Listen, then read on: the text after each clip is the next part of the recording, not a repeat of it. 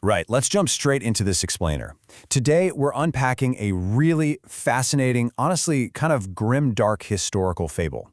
It's this intense story where cold, deterministic machinery violently clashes against ordinary human warmth. We're going to be tracing a pretty terrifying journey across time, looking at a narrative that forces us to question the very nature of free will, destiny, and, well, the dark seeds of industrial obsession. So, the story opens right at the edge of what the text calls the sublime prison in Victorian London. The elites are closing in, and their silver-headed canes are gleaming like executioners' blades. It's a striking image. And right in the middle of this, we meet Sir Brain. He's described as the sovereign eye of Big Ben, essentially a living persona of pure, unfiltered mechanical ambition. His clockwork heart doesn't just, tick, it literally screams with the overfullness of 1,000 sparks. He absolutely refuses to be caged by the law of the herd. Instead, his iron gears just grind against his own absolute ice, unleashing this phenomenal, violent energy that literally consumes the present just so he can escape. And just like that, in a fraction of a second, the Victorian gaslight totally vanishes. Sir Brain and his companion Alara are violently ripped from the late 1800s and slammed straight into the cold, muddy cobblestones of the 1500s. You can almost smell the biting wood smoke. They didn't just manage to outrun Scotland Yard, they literally shattered the century, landing squarely in Reformation Geneva. Part 1. The Mechanical God. Thesis. Okay, so think about where they've landed. Sir Brain is bringing his incredibly rigid, deterministic worldview into a city completely dominated by John Calvin's theology. This is a place totally obsessed with the idea of sovereign majesty, basically the concept of a divine clockmaker who brooks absolutely zero mechanical errors.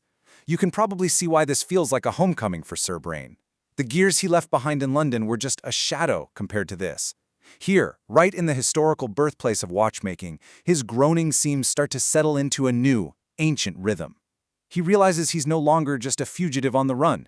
He actually feels like a mechanical god returning to the very forge of history. To put that into perspective, this was a city of exactly 20,000 souls. And as Sir Brain stands there in the looming shadow of St. Pierre Cathedral, his clockwork heart starts humming this dissonant frequency against the tolling of the city's church bells. It's like a pulse that's entirely out of sync with the 16th century, yet at the exact same time, it's desperately trying to dominate it. Now, let's step inside a local clocksmith's shop. The air in Geneva is already wound tight with religious doctrine and iron filings, but inside this low doorway, it smells like heated oil and beeswax. The smith is working at a scarred oak bench with blackened fingers, surrounded by the honest weight of tools that, never pretended to be gods. And it's here, looking at these scattered clockwork pieces, that Sir Brain begins to experience some genuinely terrifying internal revelations.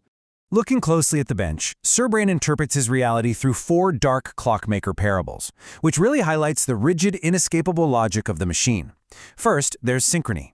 He watches a train of gears moving in perfect rhythm with the dark fire beating inside his own chest, and he realizes the mechanism has become his external heart. Second is hesitation. He spots a slightly bent arbor causing a microscopic delay in the turning gears.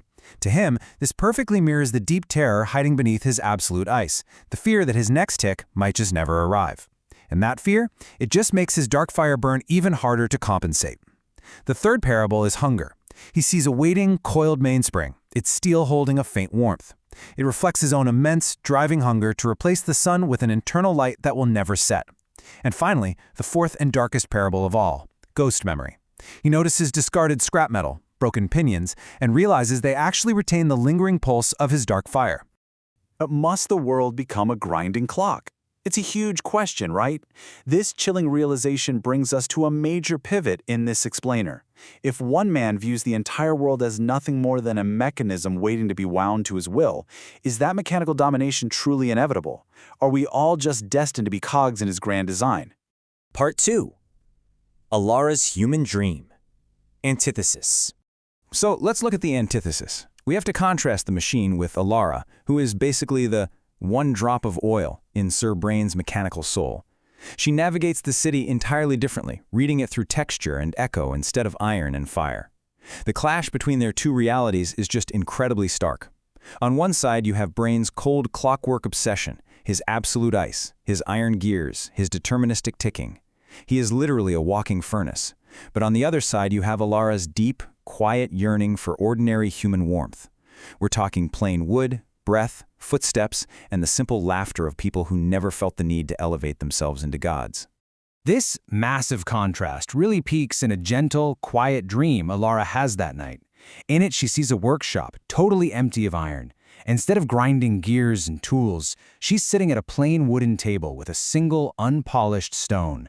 And here's the crucial part. When she touches it, it doesn't leap to claim her hand with dark fire. No, it simply grows warm with ordinary human heat.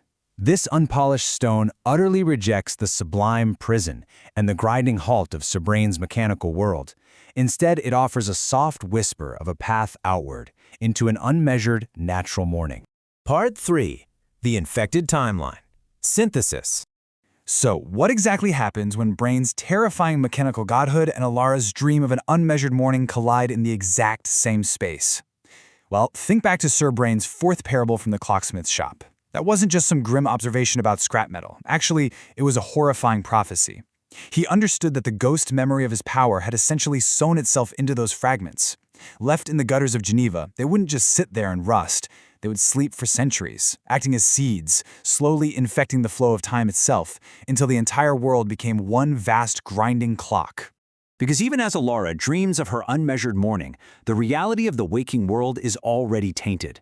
Those broken pinions, those little discarded seeds carrying the ghost memory of the dark fire, have already been left in the gutters of Geneva. They are literally just waiting there, sleeping for centuries, waiting for a will strong enough to wind them up and infiltrate the historical timeline. The mechanical revolution was basically seeded right then and there. Which leaves us with a pretty heavy question. If the dark seeds of the mechanical god are already sown into our past, is our human future irreversibly wound tight?